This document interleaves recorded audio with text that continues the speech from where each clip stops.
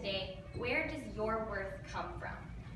For a lot of us, we would say that we look to God to define our worth. We would say that we look to the Bible where, for example, Galatians 1:10 says, obviously, I'm not trying to win the approval of people, but of God.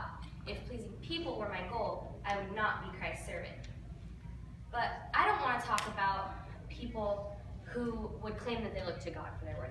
I want to talk about a generation that's rising up that has a completely different answer.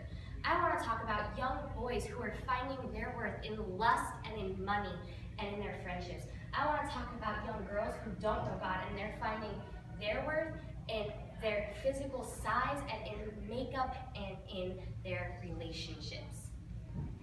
God, I pray that you'll just bless this time and just speak and just move in people today. God, I pray that you'll soften our hearts and just help to illuminate the path of where we should find our worth and just help us to find that today.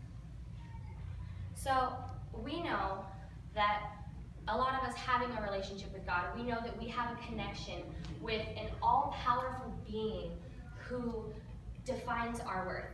We know that he's perfect. Like Genesis 1:27 says, so God created human beings in his own image. And we can take that verse alone and know that that gives us so much purpose and worth because God is perfect, he's loving, and he's the refiner of gold. I want to ask you guys today, how often do you see new people coming into the church? And I don't want to talk about like little kids that are born to an elder in the church and they're raised in the church. I want to talk about how often do you see new teenagers and new young children coming into the church that were invited by someone else.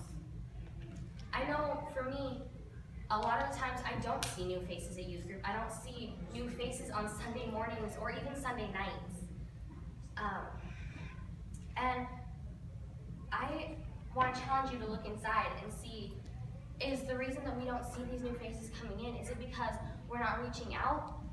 Is it because we ourselves are just like them? Are we actually finding our worth in God?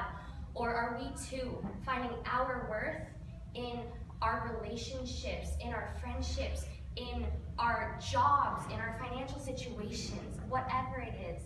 Are we finding our worth in God or in something substantial? You see, a lot of the times, we as a church don't give this upcoming generation a reason to want to come to church. We don't give them a reason to want to come to know God.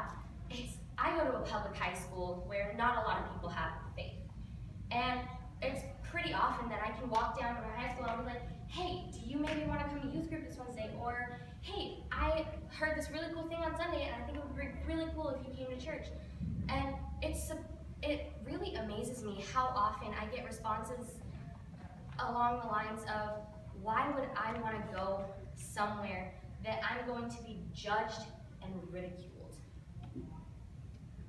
You see, we learn from personal experience and we learn in church that we're supposed to shine the light of God. But we can't shine the light of God if we can't find our worth in him. I mean, if I'm being told that the church is just a bunch of judgmental hypocrites, what are we doing wrong? But more importantly, what can we change?